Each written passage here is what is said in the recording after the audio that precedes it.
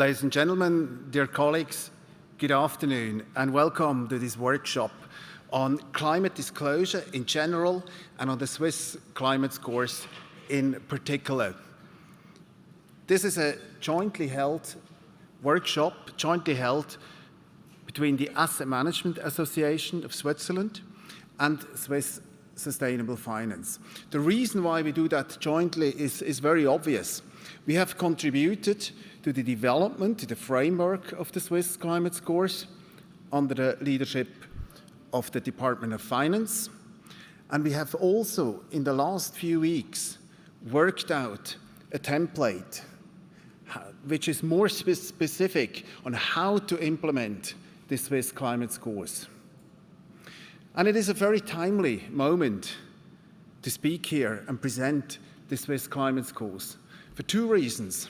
First, I got to read this morning that apparently MSCI and Standard & Poor's have adopted the Swiss climate scores, which I think is fantastic news.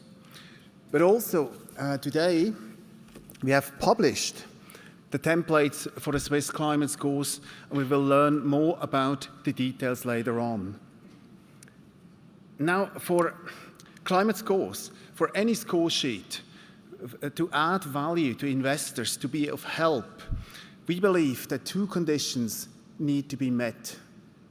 First, any score sheet, Swiss climate scores, they need to be embedded in a global framework.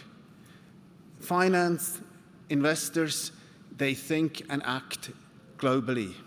And the last thing you want is that for every country, for every jurisdiction, you would have an isolated score sheet.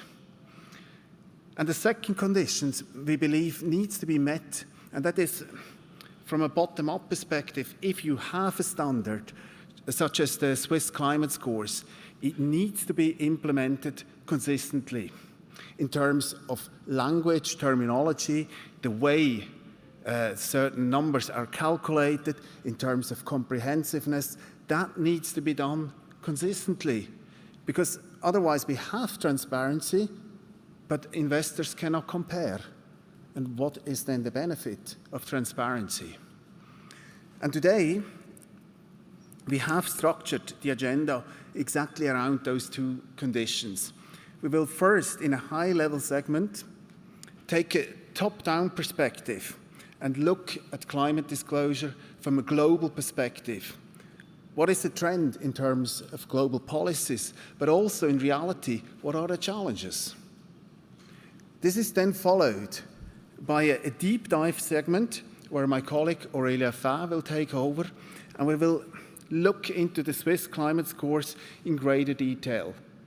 We will hear from the State Secretary of International Finance what the aspiration is behind the Swiss climate scores, but also how in practice the Swiss climate scores are to be implemented. So this is going to be very practical. With this, I would like to welcome our first speaker on stage, Margarita Piwowska. Great to have you here, and the floor is all yours.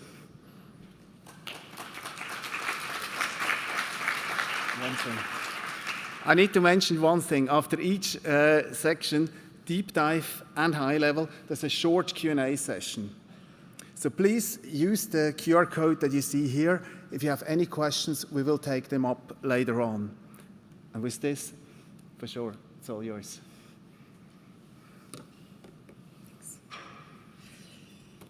Thank you. Hello, everyone. It is my pleasure to start a discussion on this important topic today. So my name is Margarita Piwowska. I'm PRI's Director of Policy. So I will share a few thoughts on sustainable finance policy developments, especially around climate disclosures and the challenges we're seeing ahead. Let's see if it works. That's me. Voila. So I titled my short speech, Building a Bridge to Sustainability Outcomes, Global Policy Developments. What Adrian just mentioned is a really important development that we're seeing around the world on sustainable finance policy development. A few years ago, we were all focused on risk return and how ESG issues affect investment decisions and why it is so important for investors to incorporate all value drivers, including ESG investment decision making. And we've been doing this for years. But the UN Declaration on the Environment and Climate from 1992, that was 30 years ago. What has happened since then? GHG emissions have continued to increase ever more every year. So just focusing on risk return, as much as it makes sense for sound investment decision making, this has not changed the outcome on climate change. This has not changed economies towards more sustainable, inclusive development. So a few years ago, we started thinking about policy reforms from a different perspective towards bridging the gap to outcomes. And this is actually our current strategy that we're working on, not just as a policy team of the PRI, but as more broadly. So I think most of you know about the PRI. We are a UN-supported organization. We now have more than 5,000 signatories around the world. I think there are some of you here today, so thank you for that. We work with our signatories to support them, be responsible investors and improve their investment practices towards more sustainability. Many years ago, we identified the lack of policy support to responsible investment as a key barrier to the developing practice of sustainable investing. So we've been working with policymakers around the world ever since to update how investor duties are defined, to embed sustainability in mainstream financial regulations, provide investors with corporate data and information on ESG issues that investors need to actually invest responsibly. So part of our work is monitoring policy interventions around the world that either require or support responsible investment, either through disclosures or duty reforms, etc. So this chart represents the number of policy interventions we see each year. The good news is that it keeps growing and growing. This means that policymakers are paying more and more attention to how the rules of the game for the financial market promote or hinder responsible investment. So most of those policies are led by governments, but there are also a lot of policy instruments that are led by the industry, by their market initiatives. A good part, 2/3, are mandatory, but I'll get to it later. And the top instrument that we have been seeing over the years are obviously about ESG disclosures. When looking in detail at what type of policies we are seeing, so you see that disclosures makes most of the share of policy instruments every year. It was more than half in 2020, a little less in 2021, as we see a new focus on investor disclosures, of which the climate scores are part, and this is a very important addition to the broad spectrum of policy revisions that we need. We have built a very simple model on what is the policy transformation needed to consistently reorient investment decisions towards sustainability. So this is a very simple chart that is taken from our work with the World Bank. We published a toolkit on foundational policy reforms to support responsible investment a few years ago. So the basic reform is corporate disclosures. This is the prerequisite for responsible investors. Investors need to know how companies are doing on key ESG issues, and I think Hortense will touch on this later. And building this information, providing this information to investors is important because it enables investors to make the right investment choices in terms of capital allocation, but it also enables investors to effectively engage with companies to improve their corporate performance. Stewardship aspect is a very important policy reform as well. And then we have been monitoring for years fiduciary duty or investor duties and to what extent these are clear enough to investors to give them confidence that yes, of course, not only they can, but also they must incorporate all value drivers in investment decision making, and this includes ESG issues. So the link between fiduciary duty, investor duties, and ESG information for us is no longer a question.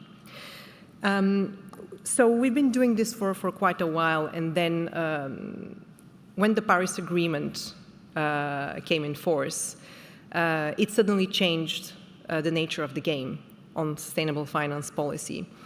It added an external long-term goal for financial markets to consider. Governments had committed to net zero by 2050. So this is a completely different type of incentive that policymakers had to consider, one that no longer focuses only on risk return and how ESG issues affect investment decisions, but one that will help drive the investment industry and the financial sector more broadly to finance a sustainable economy aligned with the goals of the Paris Agreement. The EU published their sustainable finance strategy in 2018, and a new policy tool that we thought was really a genuine policy innovation was the EU sustainable taxonomy. The taxonomy is a very simple financial disclosures tool. It provides investors with a clear language on what assets are green, aligned with the Paris Agreement, and what are not. The bleak picture is that the vast majority of the EU economy is not aligned with the goals of the Paris Agreement, but just because it is a hard truth doesn't mean that investors shouldn't know it. So this is why we support the development of the taxonomy and development of taxonomies more broadly to provide investors with that simple disclosure lens on to what extent what they put their money in can truly be named as green and aligned with the Paris Agreement and what is not. And on the vast majority of assets that are not aligned with the Paris Agreement, this is where stewardship comes in play. Investors need to know how far companies are from the ideal baseline of alignment to support and push companies to get their business aligned with the Paris Agreement. For us, stewardship is probably the most important lever of change, well beyond capital allocation. So, building a bridge to sustainability outcomes. For years, we have been working on fiduciary duty. Then we realized this is not going to make markets more sustainable, so we need to go towards outcomes. We need to help investors somehow pursue sustainability objective. And then we asked ourselves the question, but actually, are investors legally permitted to do so? Aren't they supposed to be just chasing financial returns? What are the goals that investors can pursue? So we asked a law firm to help us get an answer, and Freshfields published for us and for UNEP FI and Generation Foundation, with whom we've been leading this work, a 500 pages response, which says that investors are not only permitted, in some circumstances, they can be required to understand and manage the outcomes of investment decisions. Every investment decision has real-world outcomes.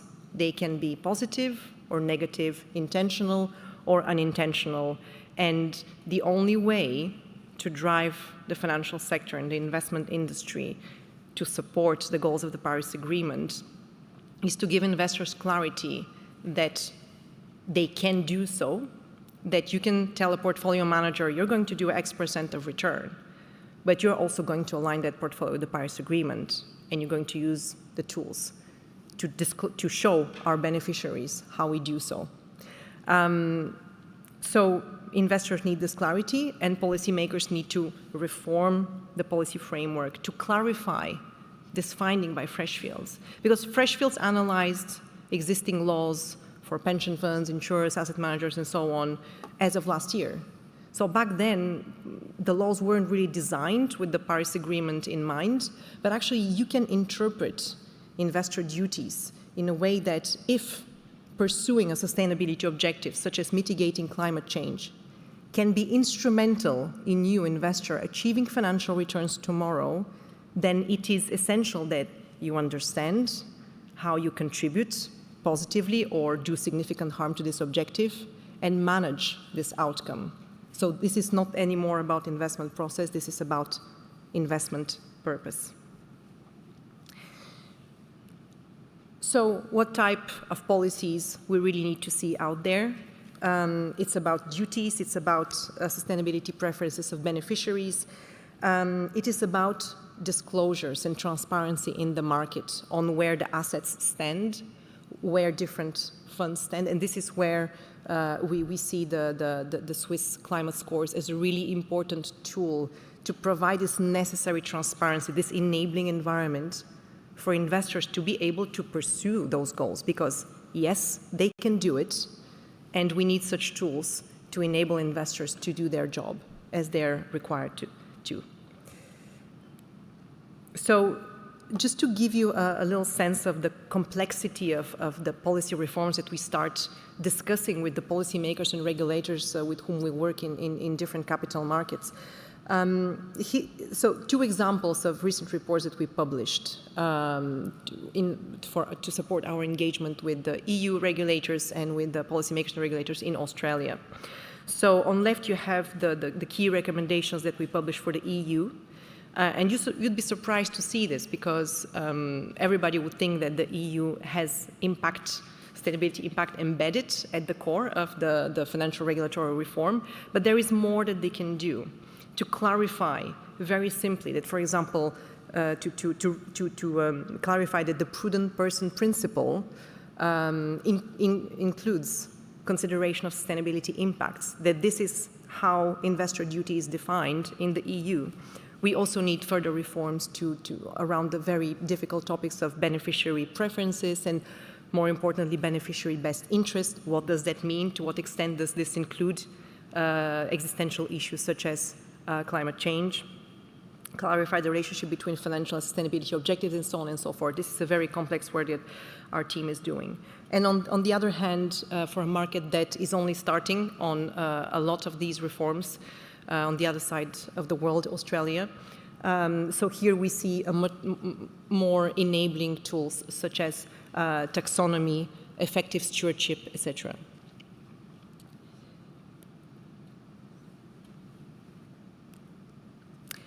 So climate disclosures. This is deliberately very small. You don't need to read it, but this shows you, for example, in our internal work at the PRI policy team, the different tools that our team is engaging on with different regulators for the past quarter around climate disclosures. Well, starting with the SEC in the US, obviously, but then you have Hong Kong, mainland China, Japan, Australia, Canada, the EU. So just the number of reforms around climate disclosure is really encouraging. Because all big markets around the world are setting up tools that will help investors invest for sustainability outcomes. The Swiss climate scores are technically part of this table. So we absolutely need those tools as a start on a voluntary basis, but eventually we are seeing policies and regulations around ESG disclosures set to become mandatory, because it is essential that after some time of learning, there is a new baseline created in the market, new expectations that all corporates will have to disclose material ESG issues, and investors will have to incorporate them in investment decision making and show how they do so. And more importantly, ensure that investment decisions take into account the positive or negative outcomes on the real world, because we are in a climate emergency, and the IPCC and the UN are at loss of words to warn us and to warn regulators and policymakers that there isn't much time left to act. So my last message is going to be around global alignment, and this is something that Adrian mentioned. It is really important that markets get together on the requirements for investors, otherwise we're going to see market fragmentation, inefficiencies, increased regulatory and compliance burdens, and this will not help to reorient capital markets globally towards the goals of the Paris Agreement. Aligned policies around disclosure and taxonomies will. So I'll stop here. Thank you so much. Thank you very much, Margarita. I will ask you on stage later on. And now we move on to the more practical side. We've heard now the policy framework and what the global ambitions are, and how does that work in reality? And for this, we have a wonderful speaker today. I ask Hortense Bioy to come on stage. Hortense is a global director for sustainability research at Morningstar, and she will tell us now about her daily life and its challenges. Welcome, Hortense.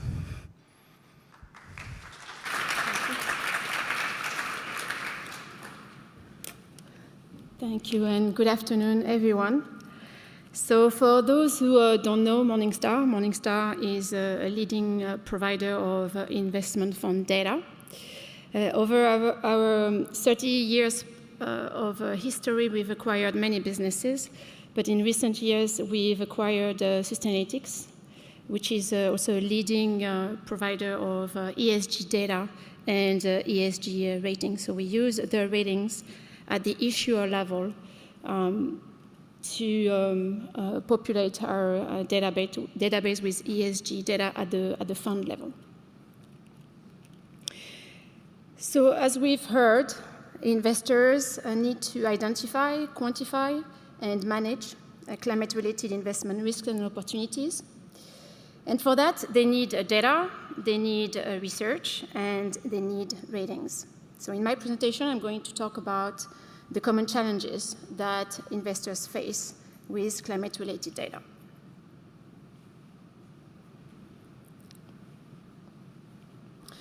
So with the help of the GHG, the Greenhouse Gas Protocol, and CDP, and more recently pressure from investors, corporates have increased disclosure of emissions data.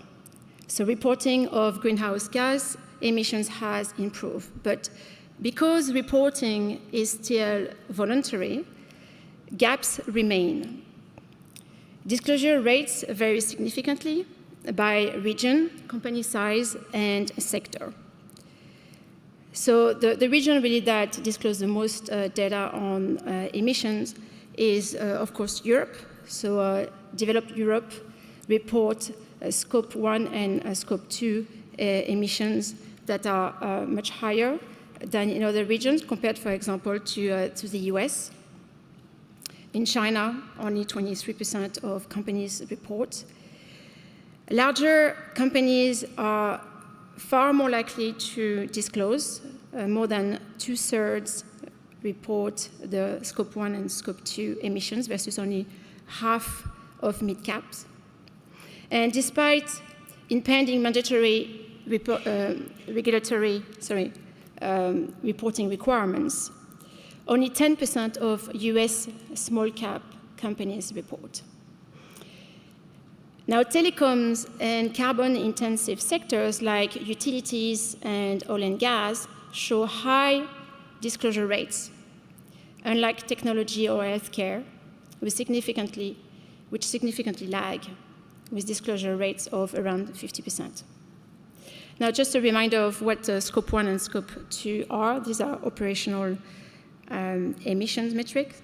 So Scope 1 emissions are direct emissions from owned and controlled, that are owned and controlled by the company. Scope 2 emissions are indirect emissions from the consumption of purchased energy. Now, Scope 1 and Scope 2 emission disclosure, although improving, is still far from being perfect. There are issues. So I've listed here a sample of issues, and there are others, but there are common errors that are made by companies, just as simple as mixing Scope 1 and 2 or reporting in kilograms instead of tons. Some companies limit the scope to continued operations, and they sometimes don't include new investments or divestments. The reporting boundaries are sometimes unclear between domestic and international operations, and sometimes companies just pick and choose the approach they want to use to report, or they switch from year to year. The problem today is that the data is not verified by anyone, or for most of them, because only 40% of companies disclosing their emissions are verified by a third party. Now, when you look at the coverage of Sustainalytics, so Sustainalytics has a coverage of 14,000 companies. Sustainalytics uses for 20% of this company reported data.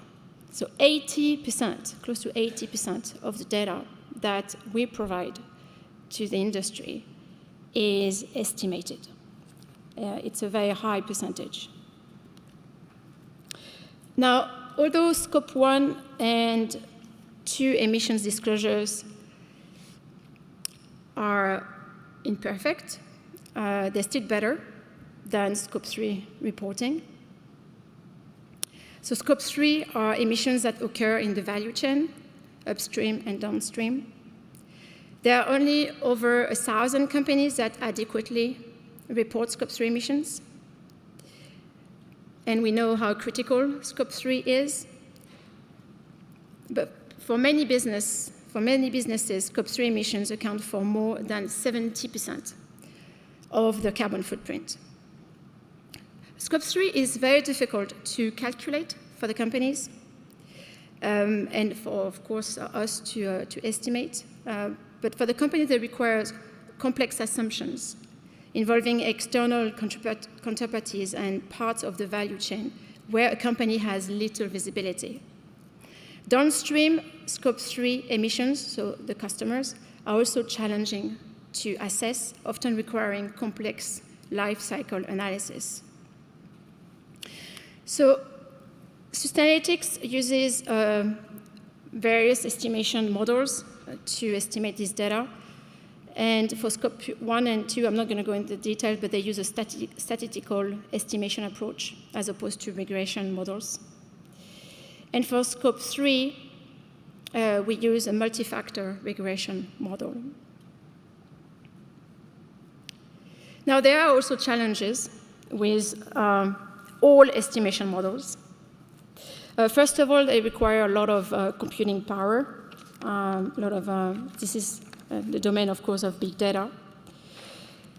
There is no industry or scientific consensus on the best estimation strategy for imputing unreported carbon emissions.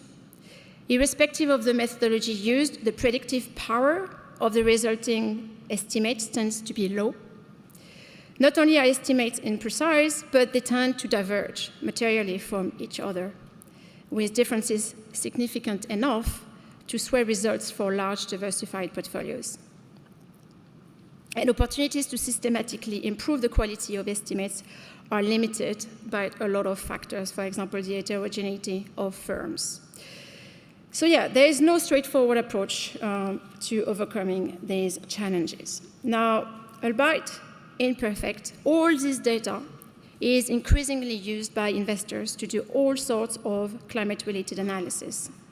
I'm going to show you two use cases. The first one is what we call the top-down net zero analysis, so it's portfolio-level targets. There is a growing number of asset owners and asset managers that, as you know, are making net zero commitments, and they're relying on asset-level and portfolio-level carbon intensity data. A lot of those asset owners and asset managers are using this data not only to do current reporting on existing footprint for their portfolio, but they're also using this data to project the forward-looking carbon intensity of their portfolios. So not only are we estimating the data at the present time, but we're also using the data to build forward-looking data and metrics.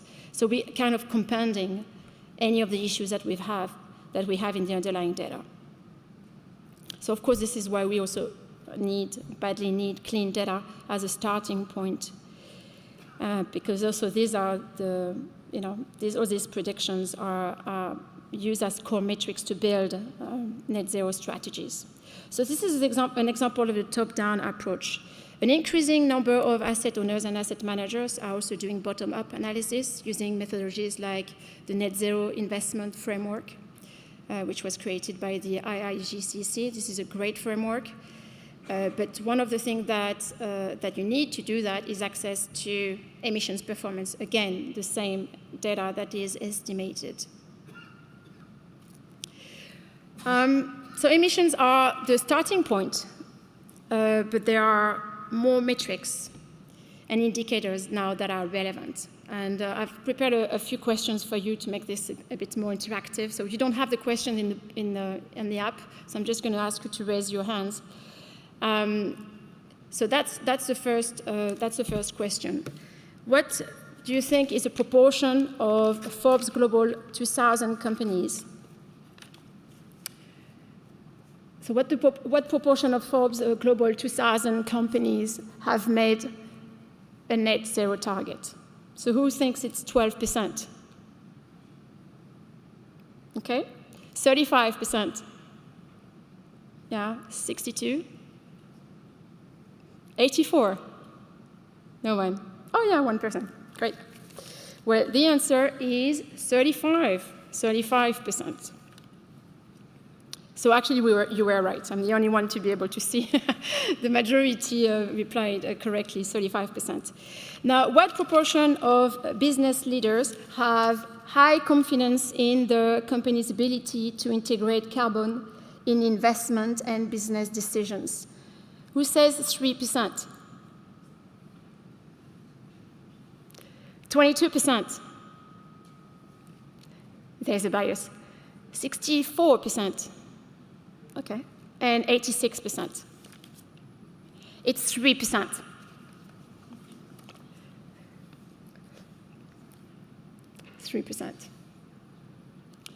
So there's no confidence in the corporate world about this. What proportion of business leaders have high confidence that the organization is regularly using emissions data to make decisions? 2%. 10%. 45%. 91%. No one. Okay. 10%. It's pretty bad. I think that's what we can conclude. That's not very encouraging. Okay, so as I said, emissions are really a starting point. But there are many more metrics and indicators that are relevant.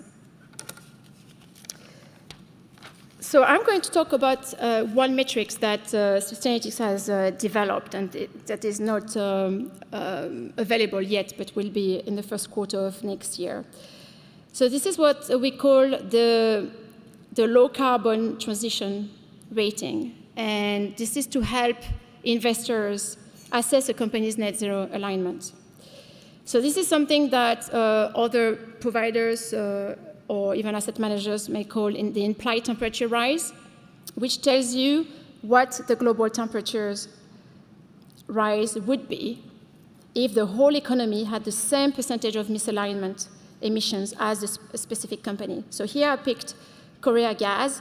As you can see, it's got an implied temperature alignment of 2.4 degrees, which means that the company is currently significantly misaligned to a net zero pathway.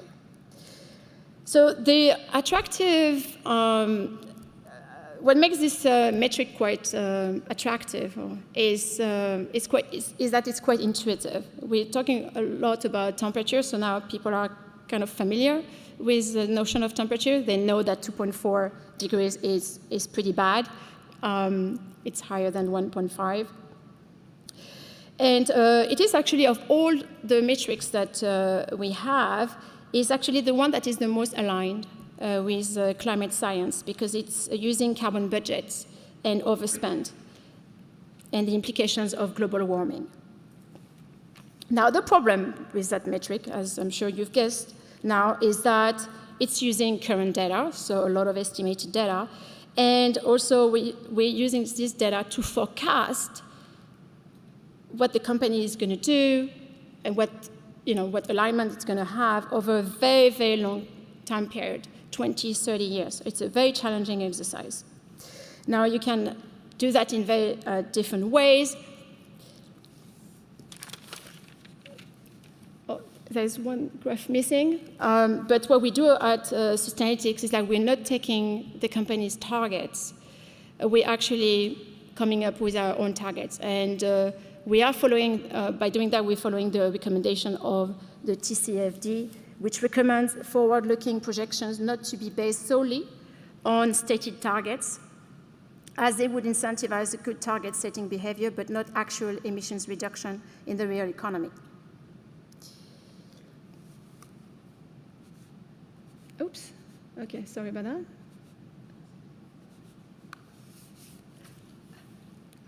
I've broken the house. It's not moving. I don't know if it's because my time is out, but maybe we've got, yeah, so maybe I'm going to skip this one. I wanted to talk about TCFD, but I think I'm not going to have time, right? And I'm just going to jump then to the conclusion. And said that the disclosure rate is still very low, especially for Scope 3 emissions, and vary, as we've seen, significantly depending on the region, the size of the company, and the sector. We still have voluntary disclosure, but mandatory disclosure is on its way. But once we have mandatory disclosure and methodological convergence of these disclosures, that will increase dramatically the quality of emissions data. And again, emissions is just a starting point. There are other things that, other metrics that investors need to make decisions. And I wanted to end this presentation to say that, we hear companies and asset managers and investors say, oh, we can't manage what we can't measure. I'm sure you've heard that before many times. Or they say carbon reduction measures cannot be taken until there is reliable data available. This is not true. At some point, and I think we're pretty close to that point, where a lack of data or unreliable data is just used as an excuse for inaction. So we don't have time to wait for perfect data. By knowing a company's activities, we know their approximate carbon impacts and what low-cost solution there are to reduce their emissions. So I think this is what the sort of conversation that investors and companies should have instead of only talking about data. Thank you very much.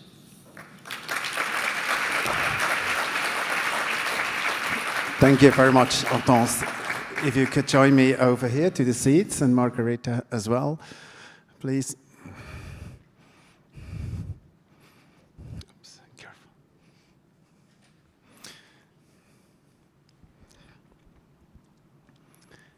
Hortense, I checked before. There's one question that is out for you. I'm not sure whether you're going to like it.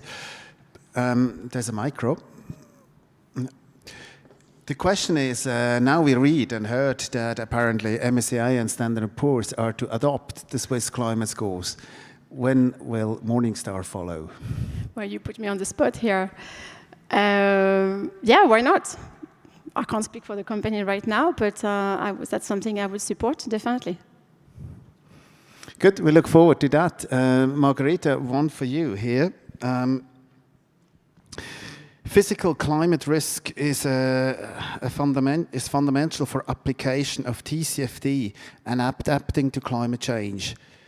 What are the challenges that you see from a PRI, from UN, from policy perspective? And then also for you, Hortense, the question goes on, where does Morningstar investors stand on this? Sorry, I'm going to bring a disappointing answer here because I'm not a specialist, and we do have specialists on climate disclosures. What I can say is that, I agree with you, we don't have time to wait for perfect data, but that eventually down the road, mandatory data for all corporates is a must-do. It's not going to be easy. There are a lot of different aspects, such as the one that you mentioned, that need to be taken into account. We don't have just GHG emissions to look at. There are a lot of other metrics to look at, to understand, to incorporate as relevant in different investment strategies, different investment circumstances, etc. It's not going to be easy. It's not going to be free, but there's no alternative. we have to do it. This is a whole new dimension that we have to integrate in all aspects of business and finance decision making. Okay, Hortense, from your perspective. The question was how do you apply physical climate risk, for example, when you apply TCFD? Where do you stand on this at Morningstar? This is something that so far we haven't really looked at, but we recently acquired a company that has, provide data on physical assets. So that's something that will be able to help our investors with, but so far we've only focused on transition risk. There's one for you, Margarita. How do you ensure concretely that the 5,000 signatories that they comply with PRI? Yes, thank you. So we are not a standard, and we do not police our signatories. Obviously, this is a voluntary aspirational initiative, and we are being at 5,000 now, which is like, what, half of the capital market out there. We recognize that we have very different signatories with very different investment circumstances at different stages of their approach to responsible investment. So we view our strategy as one of a big tent where we do provide constant material and incentives for improving investment practice, for improving stewardship, for improving policy engagement. But we do have one thing that unites all our signatories, which is our reporting. And this is where we do have a lot of climate questions for our signatories in the PRI reporting framework. And transparency and accountability is where they all have to comply with and show their beneficiaries, their competitors, their stakeholders, where they stand on the road to becoming more responsible investors. Two more questions, one for you, Hortense, one for you, Margarita. Which nature-related data and metrics can Morningstar develop? We don't have any at the moment. This is, of course, something that's really an emerging theme, I must say. So this is something we're going to look at, of course, but at the moment we don't have this data.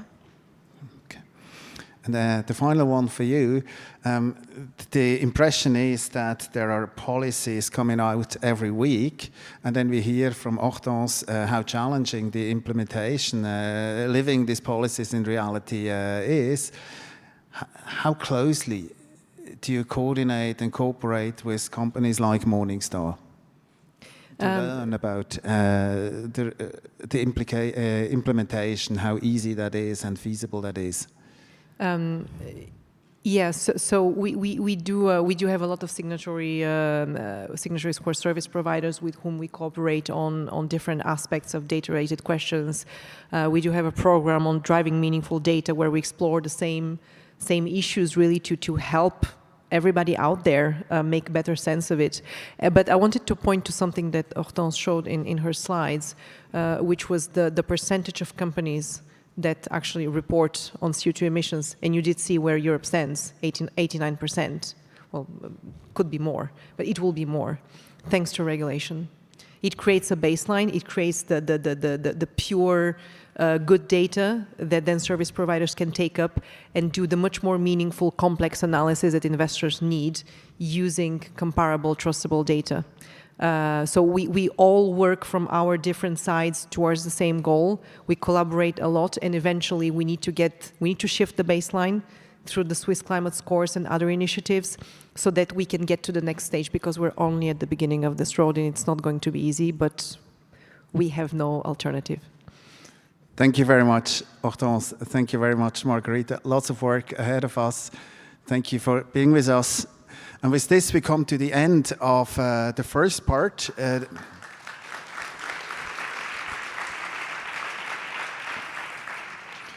We come to the end of the first part, this high-level segment, the global, the top-down perspective. And we're now going to deep dive on the Swiss climate scores and hand over for the second part to my colleague Aurelia Fay.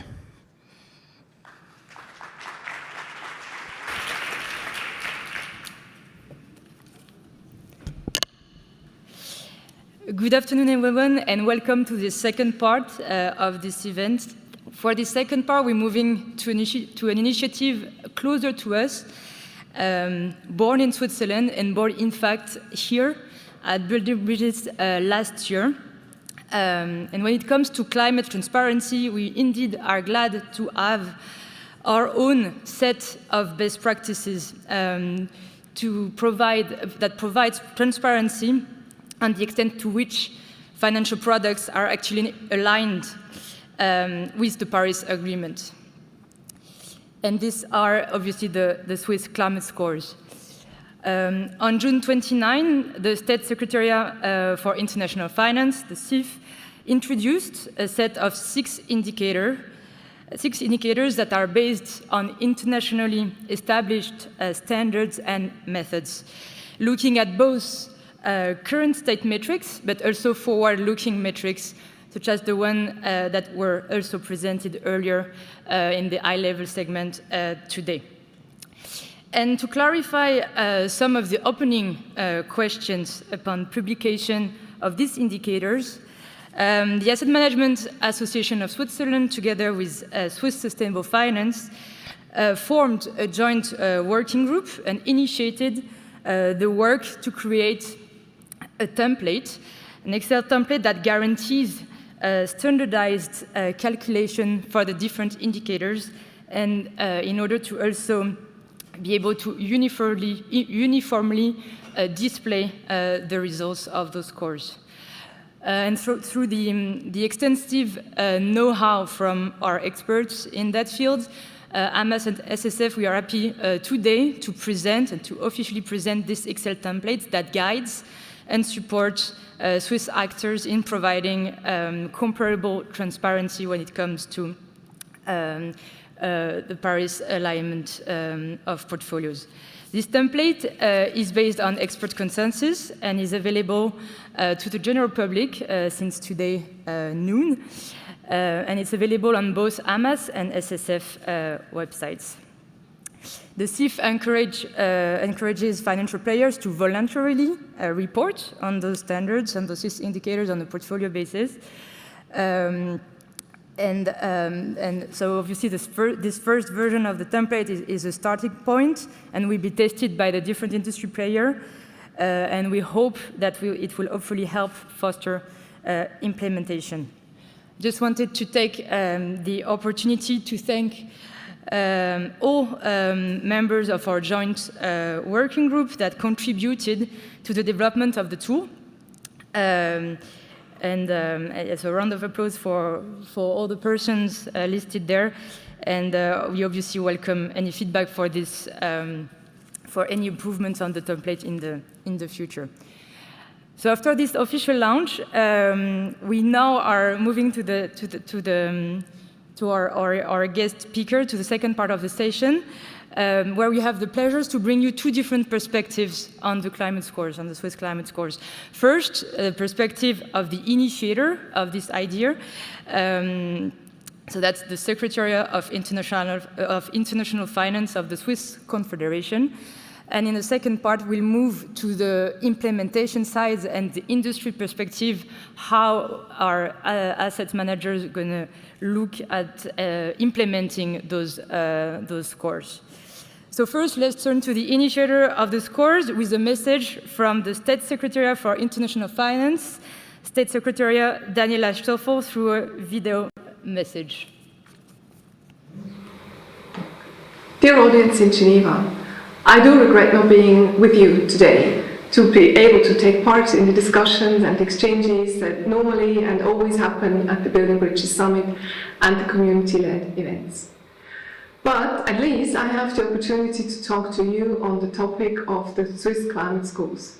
Christoph Baumann, who is my envoy for sustainable finance and who played a key role in developing those scores, will take the stage presently with you, and he will dive into them in more detail. Now, how do the Swiss climate scores fit into the Swiss government strategy on sustainable finance? In Switzerland, you know, it is not the government that drives innovation or launches new ideas in the area of sustainable finance or any other area of policy. Government's role is actually to create conditions under which markets can function. We're looking at stability, or at predictability, or accountability. But we're also, of course, looking at allowing for market actors to innovate and to compete. You don't get to do guesswork on these conditions out of thin air as government. To be able to carefully play our role as regulator, it is vital to entertain regular contacts with the communities that are relevant to innovation. What does that mean in the area of sustainable finance? The Swiss government is fully committed to reducing greenhouse gas emissions to net zero by 2050. Equally, the functioning of markets, openness, high productivity and quality are ambitions of the Swiss market and ingredients for its success. Accordingly, we carry the ambition to become one of the world's leading centers for sustainable finance. And accordingly also, we have to provide for the best possible conditions for financial market actors here too. One example is the introduction by the Swiss government of mandatory TCFD disclosures for large companies. The TCFD indicators are on the way to becoming a globally accepted standard, which can be used in turn by the financial industry to establish meaningful products. Also, we are involved in an active capacity in the new OECD Inclusive Forum on Carbon Mitigation Approaches and the Glasgow Financial Alliance for Net Zero, and are an active contributor to the G20 Working Group on Sustainable Finance. One of the most promising areas is where digital finance and sustainable finance meet. We have recently established a green fintech network where we brought together various stakeholders, financial institutions, consumers, suppliers, innovative startups, globally active technology companies, academia, and operators of decentralized networks, and coordinate where necessary. The government's treasury will soon place its first green confederation bond on the financial markets. This will allow more capital to be allocated to sustainable projects. In addition, Switzerland is lobbying the World Bank to allow emerging and developing countries to issue green bonds. And finally, even more recently, in June of this year, and this is it, we presented the Swiss climate scores to be used by the financial industry for their financial products. Exactly 1 year ago, at this very spot here, during the opening ceremony of building bridges, the Swiss finance minister, Federal Councillor Ueli Maurer, spoke publicly for the first time about Swiss climate scores. And in the meantime, we have delivered. Switzerland is the first country in the world to have compiled a national set of internationally established criteria for climate-aligned investing. The Swiss climate scores represent the state-of-the-art in transparency for climate-related investments. Now it is truly up to the industry to use this best practice transparency in their climate sector as a competitive advantage. We're very curious to see how the use of this instrument is going to be. So I'm truly recommending to you the event with the Asset Management Association of Switzerland, AMAS, and Swiss Sustainable Finance, SSF, on this topic. I'd like to thank in particular Adrian Schatzmann from AMAS and Sabine Döberli from SSF for their commitment to the successful implementation of the Swiss Climate School. I wish you an interesting discussion and a very successful event. Goodbye.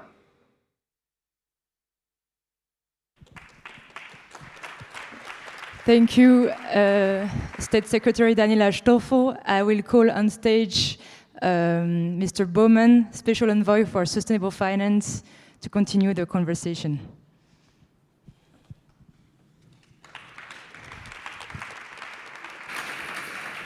Thank you very much. I also would like to thank very much AMAS and SSF for their great support in the development of the climate scores, which we built together with the industry and NGOs and universities. And now maybe let me take a step back.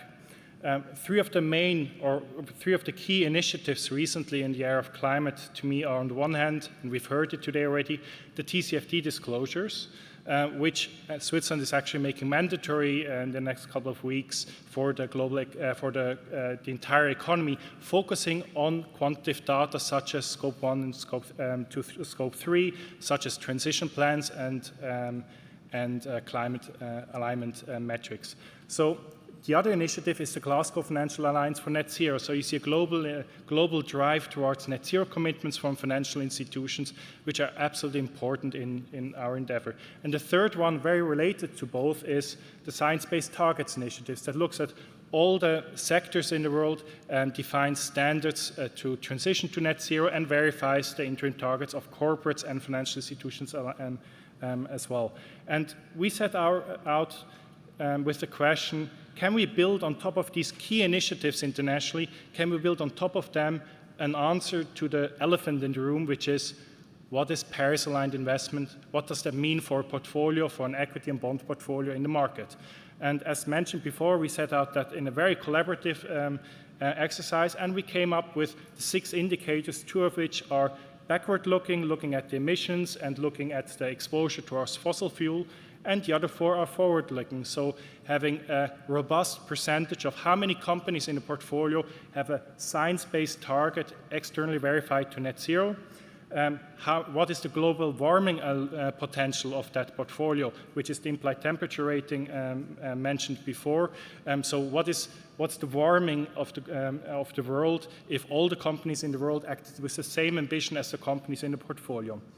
And we truly believe that with this, we establish a basis for the market to have a discussion on what climate alignment means, and to then have a discussion based on that on what could impact mean as, in the field. So it seems very important. How is this now aligned with financial diplomacy or with global developments? And there I would like to highlight 2 key initiatives. The one is the G20 Sustainable Finance Working Group, or the G20 in general, and there this year's focus was very much on transition finance framework. So what are the principles needed for a good alignment metric that supports the transition, such as the climate scores? And there we see that the consensus in the G20 is going to be that it needs to be a whole economy approach. It can't just focus on what's already green now. It needs to be, how can we identify the leaders and the laggers in the whole economy? It needs to be an approach that captures Scope 3 wherever possible. It needs to be an approach that's science-based and, whenever possible, external verified. So I think with the climate scores, we really anticipated this development fantastically, and it really fits perfectly on what the global consensus is going in that direction. And the other initiative, which I think is very important, is the International Platform on Sustainable Finance. There, Switzerland is co-chairing a working group with Japan and European Commission on transition finance. And there also the conclusion was, look, there are alignment metrics that focus on activity levels, such as taxonomies. There are alignment instruments that focus on entity level, such as transition plans. And there are alignment instruments that focus on portfolios, such as the climate scores, which actually focus also on corporate level. But the important thing is not that we all agree on which level to focus on. I think all have their different benefits and costs associated with it. The important thing is that all of these alignment metrics are based on the same sound, robust assumptions, meaning net zero by 2050, meaning including of Scope 3, meaning that it's based on carbon scenarios, carbon budget scenarios from the IEA or IPCC, which are just robust common consensus. And I think that with that we really help provide, or with the climate score development, we really managed to bring forward that discussion very much. I'm also very pleased to see that actually roughly 10 days ago, the EZB, the European Central Bank, launched the EZB climate scores, which also have this backward and forward-looking aspects for their loan portfolio. I'm very eager to now get in contact with them to see how perfectly aligned that already is, or if there's still a way we can manage to get this very closely aligned. So with that, thank you very much.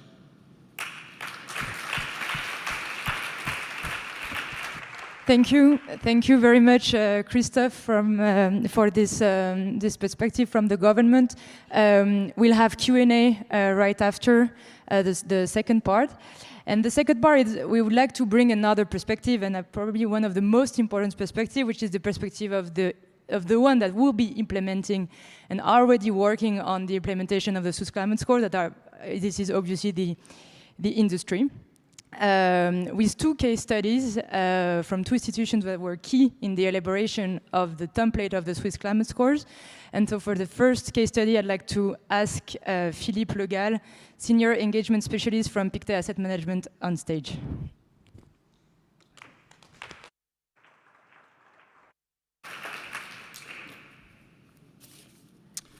Good afternoon, everyone. So I'm Philippe Legal. I work at the ESG department of Pictet Asset Management. And Pictet Asset Management, we manage funds for institutional clients and distributors. And we are the largest manager of Article 9 products in Europe. So before going into the Swiss climate scores, I'd like to share a little bit the context, or the broader context of climate disclosure from the perspective of a global asset manager. And I think there's really 2 things that drive climate disclosures today. The first one is climate commitments. Financial institutions, and there's many in this room, have massively signed up to net zero. And we at Pictet, we signed up to the Net Zero Asset Manager Initiative, whereby we commit to achieve net zero by 2050. But net zero by 2050, we all know that it's a far distant point into the future. And what matters even more is what we do now and in this decade to decarbonize the real economy. And it must be rooted in science, and it must be aligned with 1.5, which is why we also signed up to the Science Based Targets Initiative. And our target is actually being validated as we speak. We are in that process. Now, these commitments, they come with requirements to report on our progress and to provide more transparency on climate. The second driver of climate disclosure in Europe is regulation. Lots of words on these slides, but if you look at it from a high-level perspective, you can clearly distinguish the 3 building blocks of the EU Action Plan on Sustainable Finance. First, the taxonomy, which identifies economic activities that contribute to environmental and social objectives. So far, the climate mitigation and adaptation objectives have been codified in the law. Next year, other environmental objectives will follow, such as the circular economy or the protection of biodiversity, and then in the second half of the decade will come the social objectives. But in a sense, the role of the taxonomy is to identify these parts of the economy that we need to grow, those toward which we need to redirect capital, so we stand a chance to achieve net zero and other sustainability goals. From January 2024, if you look on the left, CSRD will ask companies to tell which proportion of their current and future activities contribute to these goals.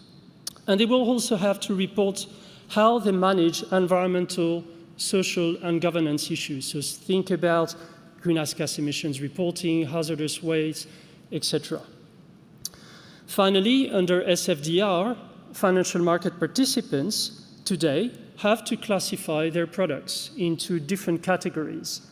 The so-called Article 8 for funds that promote good environmental and social practices, and Article 9 for funds that invest in economic activities that support environmental or social objectives.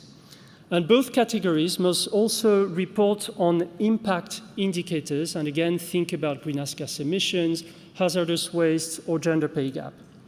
Now, because this regulation touches every step of the investment value chain, it is fundamentally reshaping ESG disclosures, and climate change is front and center in all of that. Now, let's be clear, SFDR and the taxonomy have been a challenge. And let's admit that it would be good if it could, stop there.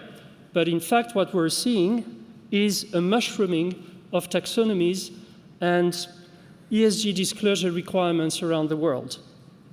I agree that there is a case for adopting taxonomies to local contexts, to local needs for infrastructure or development, but reporting rules at portfolio level, they don't have to be different. Emmanuel Faber yesterday described a soup of metrics that could drive to investment paralysis. That's a little bit extreme as a comment, but I think we can all agree that what we see here is far from being optimal. Now, in a way, we're lucky to be in the region of the world that has come up with the most ambitious ESG regulation, because de facto, it places us ahead of the game. And at Pictet, in fact, we decided to apply ESG disclosure approaches to all our funds, no matter where they are commercialized. So this is the broader context in which we consider Swiss Climate Score. And in that context, we do welcome the Swiss Climate Scores for a number of reasons. First, they build on existing regulation, and you can see that half of the metrics here are common with SFDR. Then the second, they provide a common set of metrics that bring focus on climate action, and we know that it is crucial to drive action towards net zero. And finally, they cover areas that go beyond SFDR that are actually instrumental to drive climate action in portfolios. And namely, this is verified commitments, so again, going back to things like SBTI, and also engagement. And this fully aligns with how we see our role as active managers to drive progress and decarbonization in the real economy in our portfolios. When it comes to implementation, and bearing in mind everything I said earlier about the context, our approach is to integrate the scores and SFDR disclosures in standard investor disclosures. So we are in that process as we speak to redesign, for instance, our fact sheets, to integrate over time SFDR requirements and the Swiss Climate Score, not just for the funds that we sell in Switzerland, actually, but for all our Article 9 and Article 8 products. So this is the plan. Now, like any ESG disclosure initiative, the Swiss Climate Score are likely to evolve, because we know that this is a fast evolving landscape. And they also come with their challenges. And let me maybe pick two of those. First, I'll start with the global warming potential, or the implied temperature rise, ITR. Actually, there is no consensus in the market around this metric, and this is why it is an optional metric in the Swiss Climate Score. Some market participants will find it useful and they will adopt it, while others at the end of the spectrum will actually question the very concept of it and think that it is misguided. At Pictet, we decided not to use the metric for a couple of reasons. We're not comfortable with the large amount of uncertainties and assumptions that go into it. Remember what Hortense was saying earlier, projections over a long period of time, lots of assumptions, in particular the one where it extrapolates the behavior of a company to the level of the entire economy. So we believe that it doesn't necessarily lead to meaningful results. The second reason is that we believe that boiling down things to a number that is quite overpowering compared to other metrics of the scores, it tends to provide a false sense of accuracy and to provide a message that is probably too simple compared to the complexity of the decarbonization. So that's for the ITR. And the last message, it's really about the need for convergence that Emmanuel Faber, again, yesterday was talking about when he said that convergence is needed and is actually required by the market. And it actually starts by avoiding divergence. And if you have a closer look, and you can see here that, for instance, the climate scores use a metric around exposure to fossil fuel, which is common to SFDR, but with a slightly different criteria. So the result of that is that, in fact, we have two different metrics. And for that, again, we would love to see convergence. And maybe let me finish by drawing a parallel. Yesterday, the European Parliament voted for approving a common charging point for all electronic devices. So from 2 years from now, all cell phones, headphones, speakers, keyboards, mouses, and the like will have to use only the USB-C port.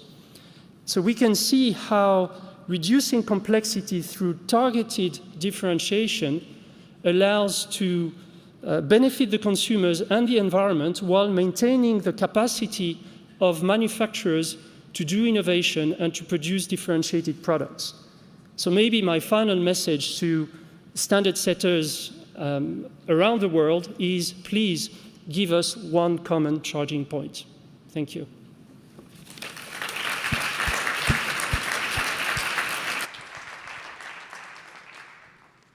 Thank you very much, Philippe, for this first case study. And for the second one, discussing opportunities and challenges around the implementation of the Swiss climate scores, I'd like to ask Ruben Fedman, Deputy of ESG and Business Development, Deputy Head of ESG and Business Development at Zürcher Cantonal Bank Asset Management. Welcome, Ruben.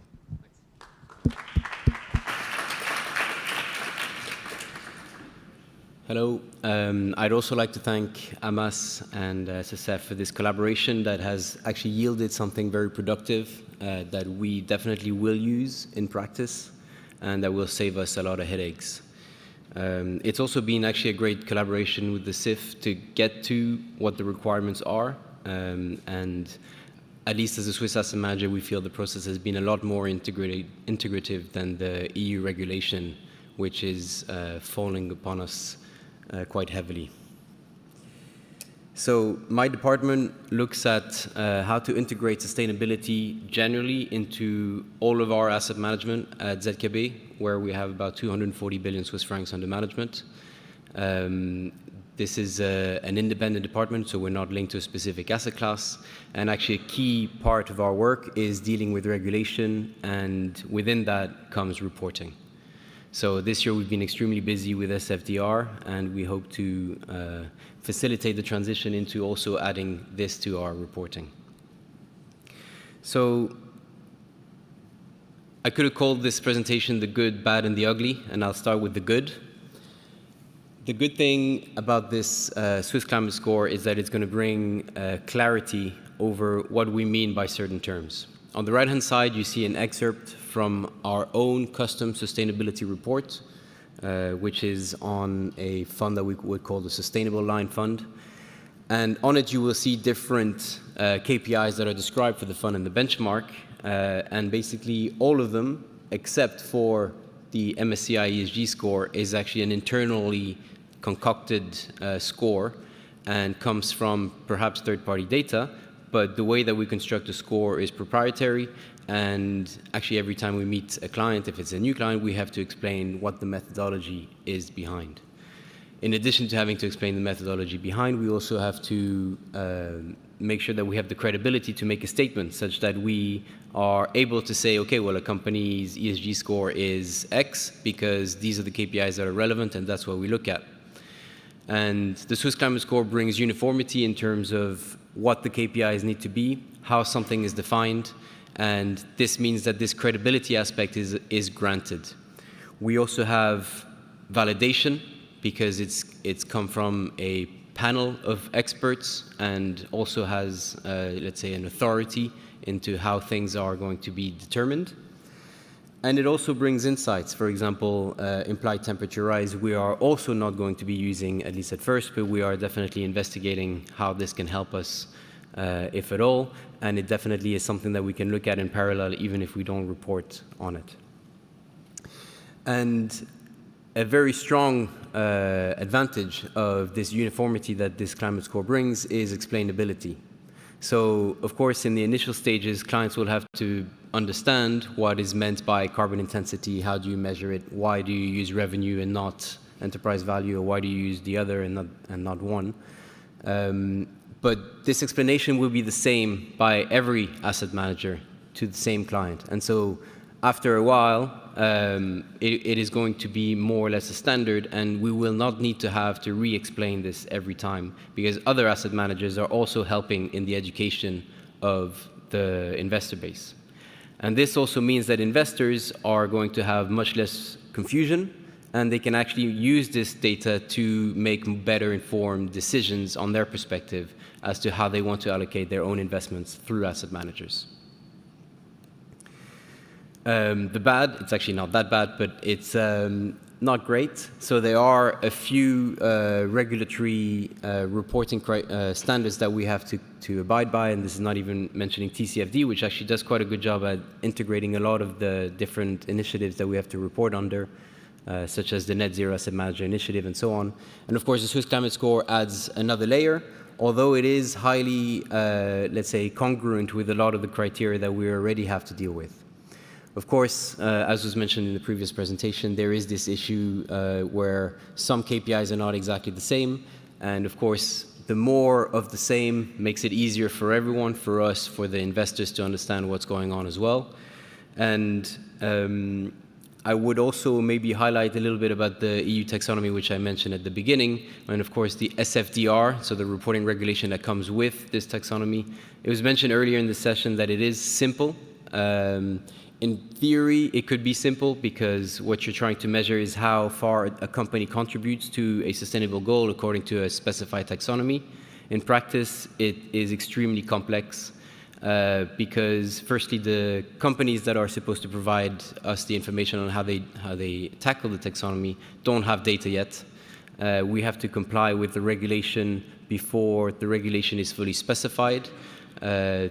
Differences between Article 8 funds and Article 9 funds are entirely proprietary in how we define it. So in the aim of having a taxonomy that aligns standards, actually nothing is aligned because every asset manager decides what it means to be Article 9 and what it means to have a fund focused on sustainability criteria or not. And so we would like to see more, let's say, guidance on this that hopefully also incorporates market feedback, as we have done so with the Swiss Climate Score, and hopefully we can get there through one way or another. We're going to have to, because there will be a standard that sets its place, because asset managers will have to align to some sort of standard at some point. And the ugly, we were asked to also present some technical challenges, and people who were at my presentation yesterday may have already seen this ugly slide. So thanks to Hortense, I don't have to explain too much about the left-hand side where we have the different scopes. What's important to understand is, also in Hortense's slides, you would have seen that 20% of companies report on Scope 1 and Scope 2, yet only 1,000 out of 15,000 report on Scope 3, which means you have just about 6%. So if you thought that Scope 1 and Scope 2 coverage is bad, Scope 3 is even worse. And companies themselves have very little idea as to what their Scope 3 is. It's extremely difficult to have visibility over how your product is used. If you're selling spare parts for vehicles, is that vehicle going to be used for military purposes, for agriculture, for consumer displacement? There is no way for a lot of these companies to even know what the full life cycle is for their products. And this is just the downstream. The upstream can be even more complicated depending on the supply chain. The challenge with regulation and reporting is that the EU taxonomy and the SFDR reporting has imposed that certain investments in certain sectors have to use Scope 3 in the reporting. And there is a plan to increase the number of sectors that are part of that obligation, and at some point the full market investments will have to report on it. Again, the data is really not there, and you also, I mean, this progressive way of implementing Scope 3, where maybe some sectors are a little bit better at disclosing it, is a little bit problematic because then you have a measure which says, well, for industrials we have a great Scope 3 measure, but for the rest of the portfolio we have no idea.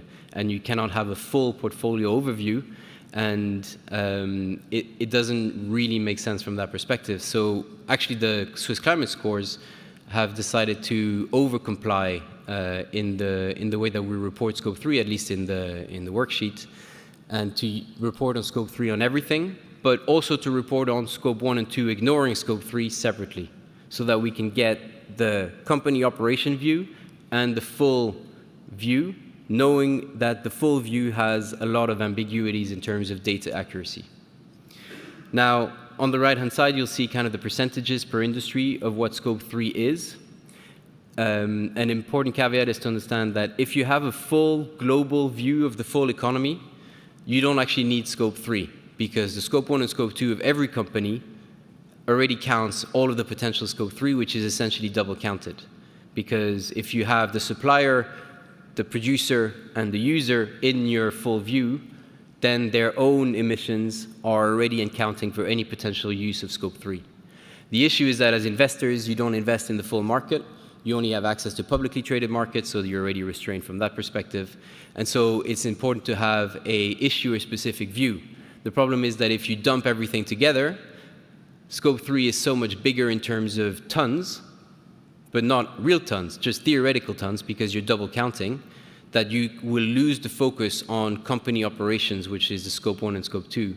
And this is where a lot of the focus needs to be, because this is what the company has the most power to affect.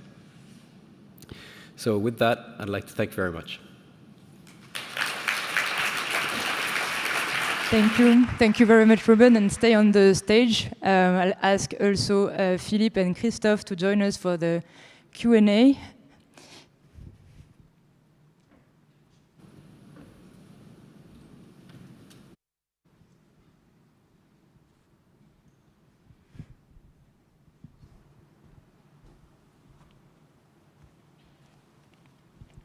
So you can ask your question through the QR code that shows normally behind us. And we already have some questions, actually one for you, probably Christophe as a start. Why are physical climate risk aspects not considered in the Swiss climate scores? And maybe if you can take another one at the same time, which is how do you plan on incorporating nature and biodiversity aspects in the Swiss climate scores?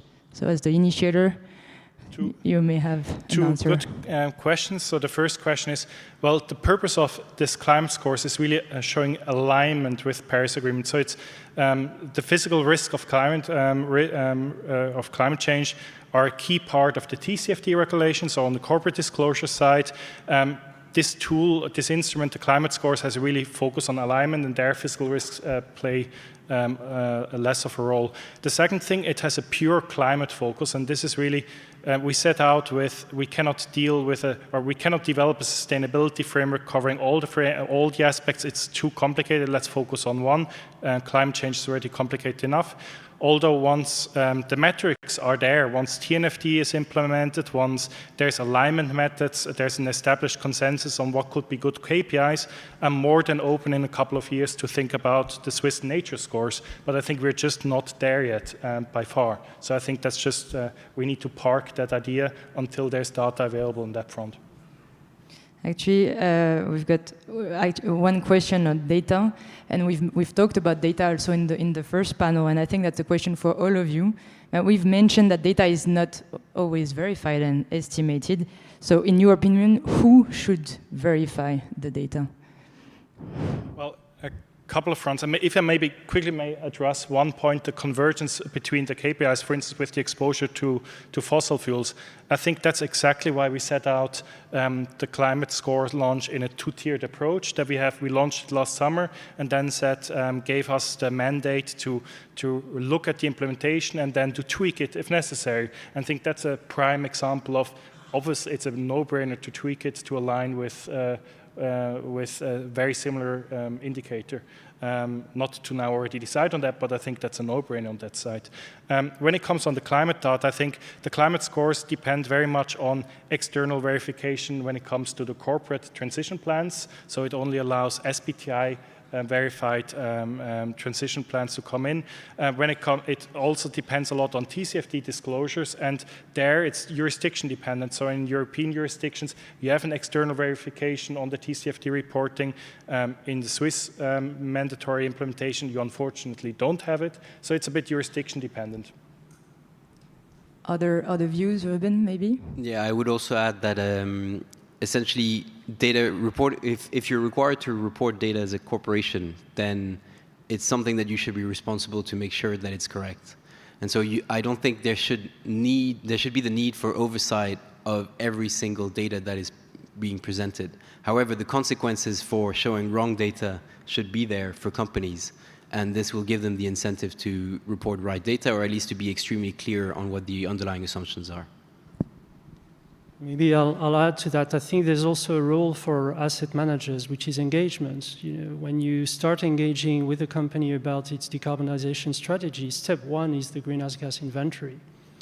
And having that conversation about increasing the quality of the data can be hugely important, and that's something that we have right at the beginning. Great. I'd like to thank my panelists. Time is up, and I will ask Sabine Döbeli from SSF for the closing remarks. Thanks all for your question, and the floor is yours, Sabine.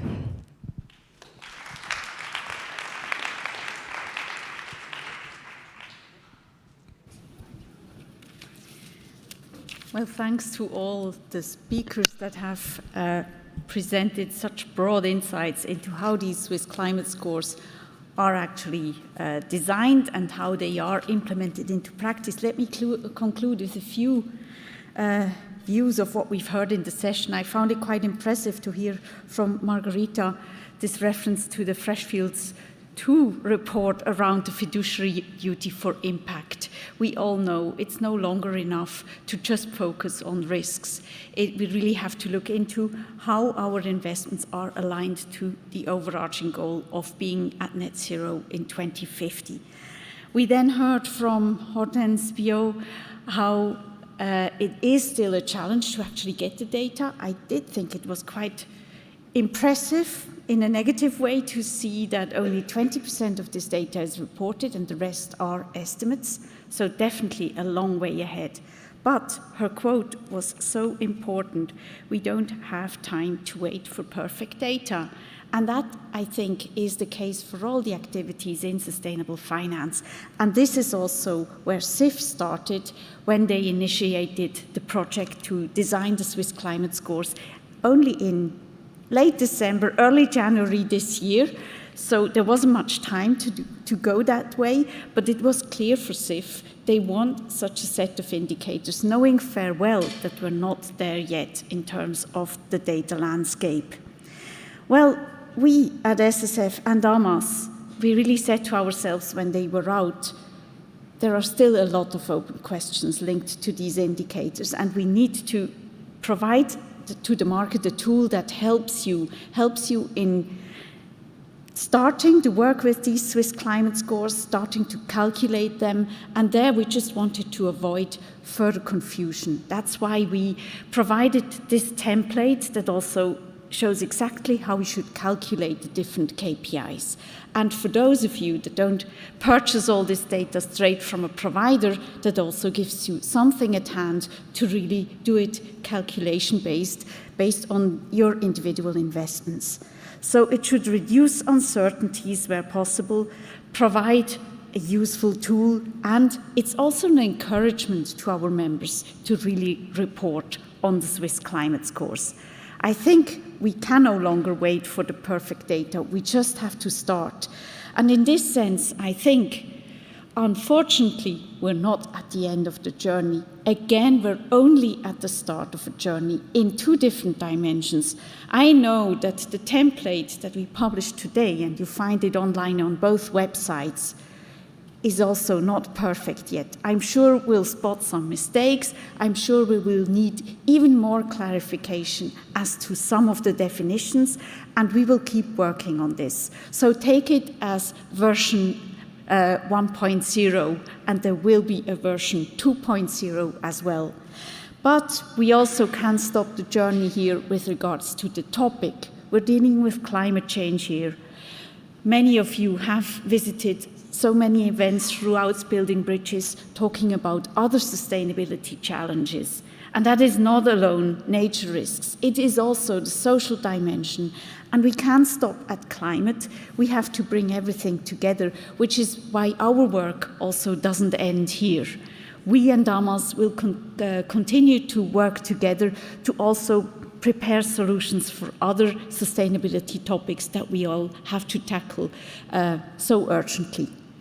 So with this, I stop. I hope we made you want to look at our website. We created the appetite to actually look into the template and then starting to work with it next Monday or maybe tomorrow. Thank you.